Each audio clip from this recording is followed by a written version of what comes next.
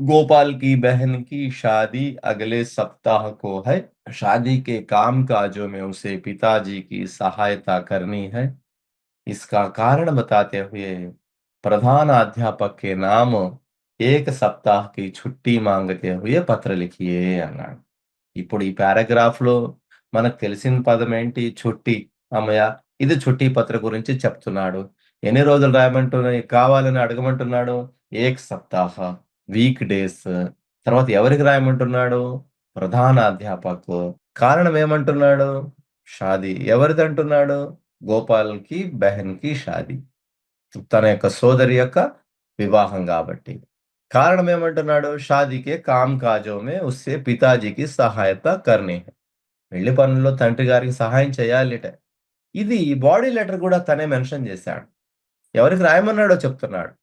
ఎందుకు రాయమంటున్నాడో చెప్తున్నాడు. ఎన్ని రోజులు సెలవు గావాలో తనే ఉదహరిస్తున్నాడు గాబట్టి, విద్యార్థి ఇవన్నీ గూడా ప్రాక్టీస్ చేసేటప్పుడు మొదటి నుంచి చదివేటప్పుడు తన యొక్క అటెన్షన్ ఈ చిన్న చిన్న అంశాల మీద దృష్టి సారిస్తే కనుక చక్కటి ప్రిపరేషన్ తోటి రాయటానికి పాజిబిలిటీ ఉంటుంది.